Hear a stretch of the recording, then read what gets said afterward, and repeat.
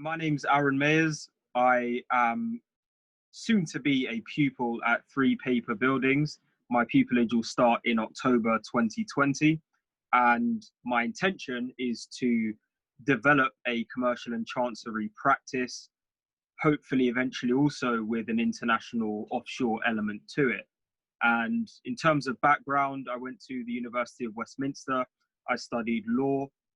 I then went to carry out some further work experience, mini pupillages, paralegaling, etc. for a year. Then I started the BPTC part-time. So that was spread over a couple of years, again, whilst carrying out more legal work experience. And then just after I finished the BPTC, so the following year, that application round was the time where I was fortunately successful, and I've been waiting since last year to start my pupillage. Although in the current conditions, I'm slightly happy that I didn't start straight away, and I hopefully will be starting when there will be some element of normality restored. So obviously, me and Monique are doing the BPTC part-time as well. So how did you find doing it part-time? I thought it was good. For me, I decided a while before I actually started that that was the best course for me because, well, two main reasons. First of all, I wanted to continue to develop my experience. I knew that if I did it full time, I wouldn't have as much time to, get more legal practical work experience. And so I would finish and still know I wasn't ready for pupillage. So I thought I'd have the best of both worlds if it was part time. And the second reason is that I needed some more time to figure out exactly, which chambers, where I wanted to apply, what area was best for me. And so just taking my time, I didn't see that there was a rush to have finished the BPTC. So from while you were working part-time, while you're doing the bar part-time as well, so what kind of strengths and experience do you think that you gained, which would have supported your pupillage applications? It's a good question. I think there were probably a few things over those couple of years. So one was definitely having a practical understanding of how the law actually works from a solicitor's perspective as well as from a barrister's perspective. I was fortunate in that for just over a year of the time I was on the BPTC, I was working alongside a barrister, so as his assistant, effectively carrying out legal research, some drafting, and occasionally attending client conferences. So that really gave me a real insight into, day to day, what the job actually entails. And then another advantage was that having, been involved in different areas of law, when it came to answering the question, why this area of law or why this chambers, I'd actually had time to consider it. I'd had time to not only do my homework, but work with the type of professionals I wanted to be with in the future. And I would say the last thing is probably that, so just after I finished the BPTC, I went to work offshore in Jersey in the Channel Islands for a year. And that was a really good experience because the firm I was at had barristers and in-house barristers and solicitors. So again, a very good barometer for how those roles can differ, albeit in an offshore environment, and also a very good way of me really seeing day to day again what their roles consist of and which I personally would prefer to be doing myself. Okay. So how many times did you apply for pupillage? Did you get it the first time round or? No. I'm unfortunately I wasn't one of those fortunate ones who gets it first time round. I applied 3 times in total. I like to say 2.5, Okay. but really 3. So the first time was when I just started the bar course, and I applied to probably 6 chambers through the gateway. The second time was in my final year of the BPTC, and that was me going all out. And on that occasion, I had some interviews, had some second round interviews, but obviously didn't make it through. And then the third time, I actually applied to less chambers the third time than the second time, but obviously was successful on that occasion. So looking back, kind of from your own opinion, what do you think the main difference is between the first time you applied and the time you were successful? What do you think you did differently between those application rounds? I think that the first time I was definitely more naive, so I didn't have as much self-awareness about what my value was, what I could bring to Chambers, and I wasn't as clear on, and I think this was probably conveyed in that I wasn't as convincing when it came to answering the question of why do you want to do this job? You know, why do you think you'd be good at it? Definitely the third time round, I had more substance to that answer. And then another standout thing was probably that maybe it happens by osmosis or maybe it's an intentional thing, but just being around barristers who work in the areas that you want to work in more often, you pick up just little subtle things that, you know, you don't pick up on the bar course, you don't pick up through just doing mini pupillages. There are things that once you're embedded in it and you're doing it day in, day out, you really get to understand. And I think that comes across when you answer questions and when you have any conversation about it. So it's just more convincing. So in the first and second rounds, did you get any feedback from the application that you weren't successful on?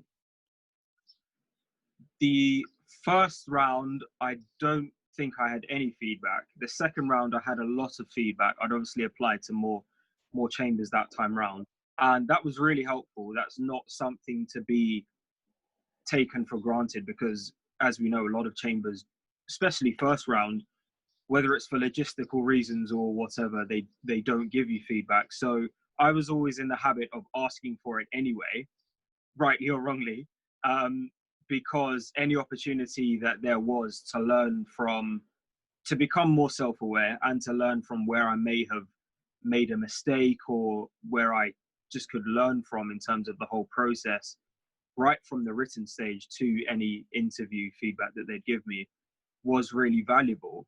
So I think feedback is something that I always say there's two sides to it.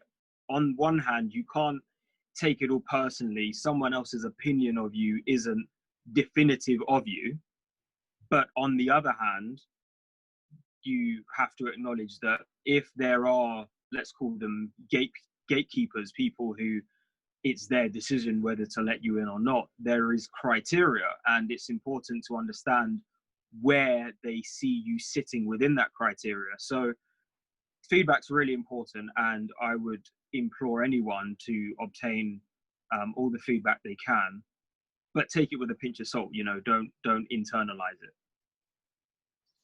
So when you were going through the different application rounds, when you did get feedback, did you kind of take anything specifically and try and kind of pinpoint that and improve on that specific point for your next application, or did you just kind of just carry on and have that in your mind? Yeah, so there were a couple of things. One was, I remember one of the very early ones, the feedback was that my written application didn't demonstrate enough that, you know, I wanted to go to that specific chambers. And so that that made me get into the mindset and the habit of taking this on as really a research project. So what I ended up doing was I had a spreadsheet of probably about 50 chambers, and within each spreadsheet I had very detailed information. So what practice areas they do, you know, on in the last 10 years, how many tenants have they taken on, what are their educational backgrounds, what kind of experience have they had, what are their degree results, what scholarships do they have, and then once they were in chambers, you know, what kind of work were they doing, what were they exposed to, what kind of cases were they involved in, just a high level of detail. And that spreadsheet, I still have it now actually, that spreadsheet really helped me to prepare my specific answer to each chambers. And I think at that point there wasn't really much more I could have done to demonstrate that I was interested in a particular chamber. So that was definitely one piece of feedback that I implemented. Another one was, I remember the chambers I'm going to, 3PB, some of my feedback from a previous time that I applied it was good feedback all around. There wasn't anything hugely wrong, but the area in their criteria which I didn't score as highly on as I'd like to was advocacy, because in the interview they give you an opportunity to display your advocacy, and I like to pride myself as a good advocate. So this is obviously something I probably contradicted my point before. I did take it personally. I thought, right, Yeah. I really to demonstrate that I am good enough. So the next time round, when it was my chance to display my advocacy, I instead of sitting down, I stood up. You know, made sure I commanded the room, implemented the non-verbal aspects of advocacy, as well as, you know, those things that we're all told on the BPTC to you know, speak clearly, make sure your pace is good, your tone is good, and have structure to your arguments, all of those things. But I definitely made sure that I left no room for doubt after that second occasion. So there are probably two things that I definitely implemented after having received feedback. So I'm just going to ask you a few questions in regards to your blog that you've just put out, in regards to what should I do between now and my pupillage in 2020. I'm Yes. not going to go through everything in your blog because people can read it, and we will place a link down in the description box when this gets uploaded onto our channel. So the first you mentioned, so you mentioned 6 priorities that you had between getting pupillage and actually starting pupillage. And the first was building professional skills. So you mentioned that you started a new job in London rather than your previous job. What made you realise that it was time for something new? Two main reasons. First of all, I was working offshore in Jersey, and they have a different civil procedure, criminal procedure, and obviously it's a different legal jurisdiction, although it's very similar. So I wanted to make sure that in the year running up to starting pupillage, I was embedded in English procedure, that I didn't pick up any habits or customs that, you know, other jurisdictions may be used to. So that was the first thing, making sure that I was embedded in the procedural side of things. And the second thing was, I understand that this job is very much about being able to sustain your own business and being self-sufficient in that respect. So I really wanted to get back into London to continue my networking, building my professional network, and also, frankly, helping people. You know, I like to be in an environment where not only I'm soaking up information and learning, but I'm passing on to other people who can benefit as well. So in terms of the professional skills, there was the civil procedure side of things, but also I wanted to have a real insight again. There's never an end to the learning, but an insight again into how particularly QCs or very experienced barristers write opinions, write advice, draft, all of these things. Again, in different jurisdictions, the habits are different. And so I wanted to be around all of the skills that I want to develop from day one, really, in my pupillage. What made you want to learn these skills before starting your pupillage rather than learning them on the go and using your previous job as a time filler? I I don't really believe in time fillers. I think so. Just for context, I was given the offer of the pupillage about a year ago, so in May 2019, and it's a long time between May 19 and October 2020. And I thought there's so much I could do with that time. You know, if I've already been given the green light to say, okay, we think you're good enough to start pupillage, imagine, I just thought to myself, imagine what I could do and, you know, still develop in the next 18 months or so. So it's a way of giving myself a head start. It's a way of making sure I hit the ground running. Pupillage is a year-long interview effectively, but if before starting it, I'm already in the mindset of, you know, there are certain skills and habits that I've ticked off before I've started, then I'd feel much more comfortable going into it in October. And I think I'd feel a lot less pressure than, you know, if I start in October and for the last year I'd just been, you know, doing anything but nothing productive. I would feel the pressure a bit more. So it's for those reasons, really. Okay. So the second you mentioned is that you wanted to build connections with Chambers. How do you feel Chambers has helped you connect with other members of Chambers and other pupils? I promise I'm not just saying this because it's my Chambers and I'm going to it, but they've actually been really good at helping me with this. Because, so for example, before COVID and the lockdown and everything, there were several scheduled networking events for different purposes where future pupils like myself were given the opportunity to meet with, you know, converse with and exchange details with the current pupils and recent tenants that they've taken on. So they were really good opportunities just to understand, you know, beyond Chambers' website and the interview process, what it's really like to do a year at 3PB, you know, under the pressure that there is and learning what you do. So that was really good and helpful of them. And then since the lockdown, there's been regular meetings on Zoom where the head of pupillage and again the pupils have all met and been exchanging updates. So there's been a really good effort from Chambers, I feel, to make sure that you never lose that connection with them.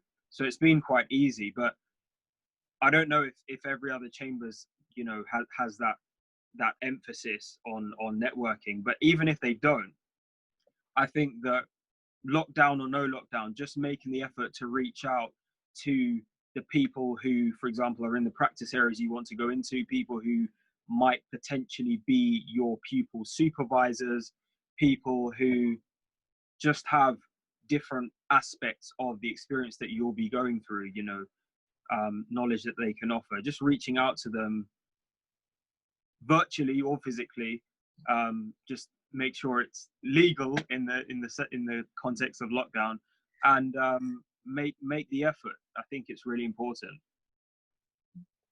So everyone knows that money is a big thing, especially when going into pupillage. How have you managed to organize yourself so that money won't be an issue for you? Or do you think it will be an issue for you? I was going to say, we not guarantee that money won't be an issue, but we can do things which at least cushion us or safeguard us from some of the issues. And look, everyone comes from different financial situations. I'm from a fairly humble background myself, but one thing I'm very proud of, and I've been taught this from a young age, and I take pride in educating myself on these things as well, is that financial education is one of the things you don't really learn at school, but it can really make or break you in so many different scenarios, particularly for, let's say, if you're going into a criminal pupillage or some of the pupillages which are less paid than others, let's say, it can be really tough. And so having a financial plan for the long term, which takes into account emergency funds that you might need, for example, takes into account any investments you want to make, takes into account a period in your pupillage where you may not be receiving money as regularly as you'd like, but you still have some cash flow to keep you going. These are all things that I thought about around a year ago. And so one of the reasons, again, for me coming back to London was to save some money rent-wise. I moved back in with my family, and I do still have to contribute, but it's a lot cheaper than living, you know, on my own in my own place abroad. And reducing those living expenses meant that I have a bit of a cushion then when it comes to the things that might come, you know, later down the road in pupillage. So taking that long-term perspective can really help. I think it would be a mistake to wait until the first day of pupillage to then think, right, now what should I do with my money? One thing we haven't actually said is congratulations on actually getting your pupillage. So I was just thinking that, yeah, congratulations. Thank you. Your pupillage is going to be in Oxford. I know you've mentioned that you've moved around, but how have you prepared yourself for that move? I haven't spent a lot of time in Oxford before. I did some marshalling there a few years ago, I think. But other than that, I haven't spent a huge amount of time there. And truth be told, on my application, there was a point where they asked, where would you prefer to go of our centres? Because 3PP has centres all around the country on different circuits. And I actually had London as my number one, just because I'm from London.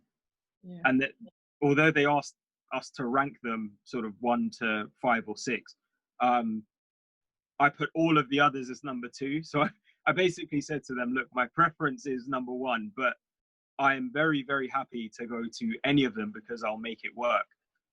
So I wasn't allowing location to be a barrier between me and pupillage. That wasn't an option for me. But again, everyone has their own circumstances and reasons for their choices.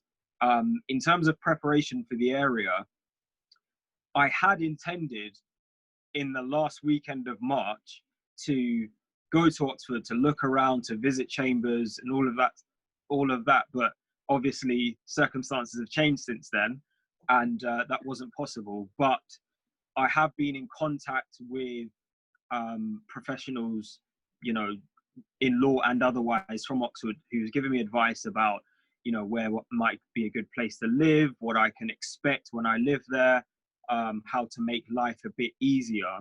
And I also have arranged a couple of Zoom meetings with a recent pupil at 3PB. She's been really, really helpful and forthcoming with good advice. I've been in contact with her just again to get an insight as to what it's actually like to settle down there. So again, all of these things, I think if we just apply a bit of intention and a bit of common sense, we can get the information we need from the people who have already experienced it. And now I feel a lot more comfortable moving there. It's nice to know that you've been given a community in the sense of the help that you've been able to get from your chambers. One question that we get a lot is about how do you actually show on your applications your commitment to a certain location when applying for chambers? Do you have any advice for anyone who's struggling with this? I think if you have never been to the location, or you don't really know much about it, it's difficult to bluff. I mean, if you think about it practically, you're applying to you're making an application which is being judged by people who know the area, who know what is unique about that area. But at the same time, if you don't have any substance to actually back up your claim that you're fully committed to an area, it's just going to be difficult. So I would say, don't fake it.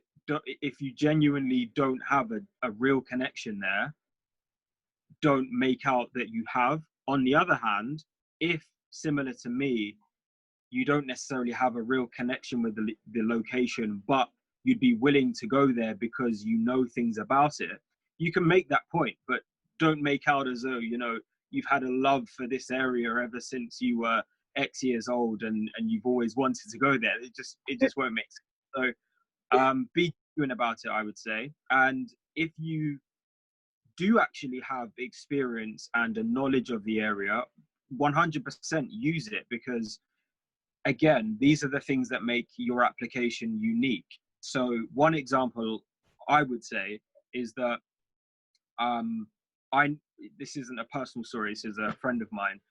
I know that she applied to a place in Manchester, and although she hadn't studied in Manchester and she hadn't worked in Manchester. She had spent a lot of time there when she was younger, and she wants to be a crime and family practitioner. And so her experiences from when she was younger, knowing the area, knowing the kind of things that people in that area face on a day-to-day basis, that's the kind of thing that's going to make your application stand out. So it's those two things really. If you have the genuine knowledge, use it. It can definitely make your claim that you want to go to that location valid. But on the other hand, don't fake it. Fake it till you make it doesn't really apply here. Another priority that you've mentioned on your blog was about building good habits. Can you expand on why you think this is important? I think this is important because I remember as a younger teenager, I didn't have good habits. That's why I think it's so important. So I'm speaking from a place of not having good habits and then having to develop them so that my professional, personal lives, my health, all of these things have improved as a result. So in terms of pupillage though, the reason I think that building good habits from the outset is a priority is, if you think about it, if you've never been under the kind of pressure that you might be under during your pupillage before, if you've never had to work the kind of hours you might have to work, if you never had to interact with the kind of people you might have to interact with, if you've never had to just manage your day-to-day life in the way that you will have to in order to succeed, then it's going to be difficult. So taking small elements of that and applying it in your life now, today, before you actually get to that point where, you know, there's more pressure and it counts, it's really important that you get it right. I think that's just advantageous. So just to give a brief example, me and a friend of mine about a year ago became aware of this whole idea of, you know, getting up at 5 a.m. and getting things done before work. And when he told me about it before, I thought, I'm not a get up at 5 a.m. person. That's never going to be me. And but you know, through his example, he said to me, you know, I've been getting so much done, and you know, when you start pupillage, if you're able to get X, Y, and Z done before the day even starts, and then go and, you know, smash the day and get everything you need to do done, then you can just come in and relax. That sounded appealing to me. So I thought, well, if I can just build the habit of being used to waking up really early, getting the important things in my life done, so it might be exercise, it might be taking the time to write an article, for example, the one we're talking about now. If you can get all of these things done and be organized enough to arrange them around your work life, you don't take any focus away from your work life, but you're organized enough to still get more done. So that's just one example of a good habit that I'd say I've used and is now sort of in my tool bag, as it were, to apply when I start in October. Cheeky question. Have you created any bad habits since we've been in the current lockdown situation? Yes, is the short answer. The expansion of the answer is, because I haven't had to travel into work. My office is in it's on Fetter Lane. I work at Signature Litigation. Because I don't have to get up and make that commute, I've got so much time, and I've just been sometimes I would still wake up early, you know, exercise, read, write a blog, whatever. But the other days, sometimes I might not wake up until 8 o'clock, and you know, that's not waking up at 5. That's not what I was doing before, but I have more time now. But it's not a bad thing. I would say that, I don't know if anyone else has experienced this as well, but my working hours have significantly increased since the lockdown.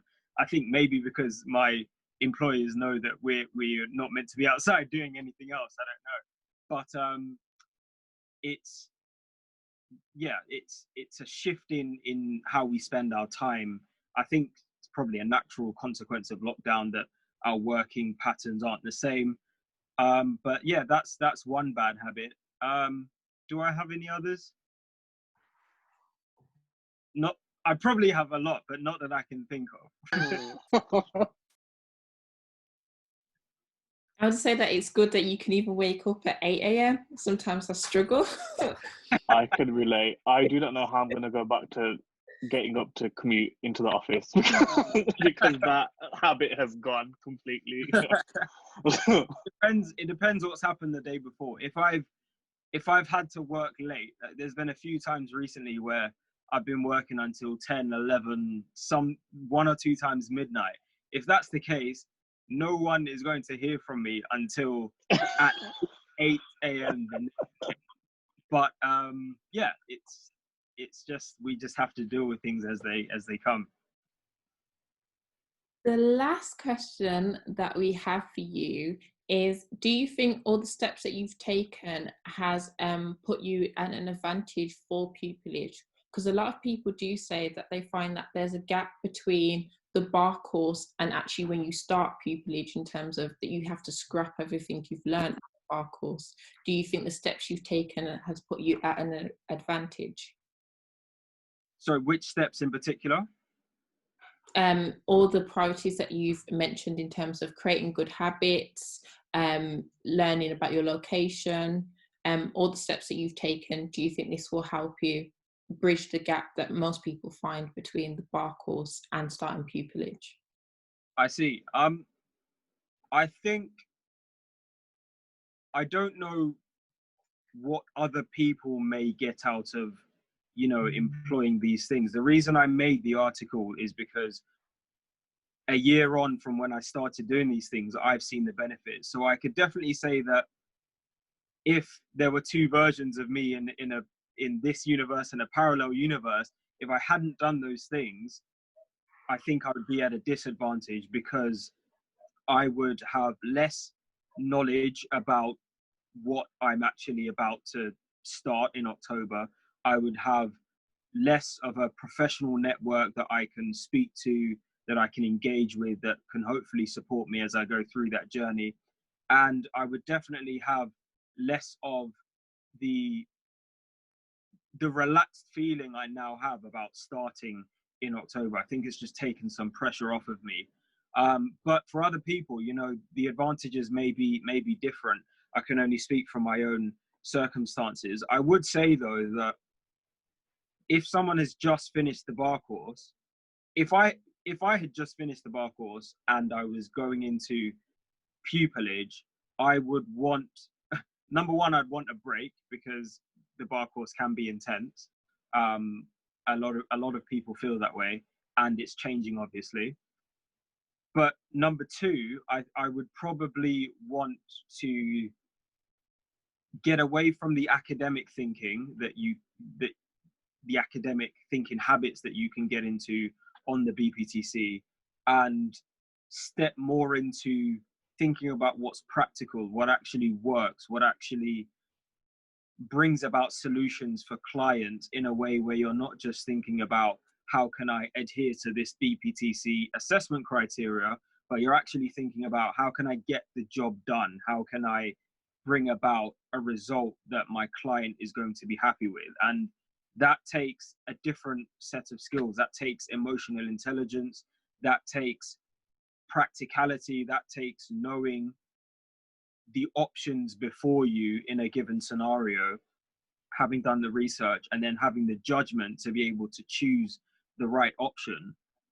These aren't necessarily things that the BPTC can teach you. So if someone finishes the BPTC and they don't feel like they've had a lot of exposure to those three things I mentioned, then I would advise them to seek out some kind of role that at least gives them an insight into those so that they can get into that mindset before they start. Okay. Well, thank you for giving us your time. That's all the questions that we have for you.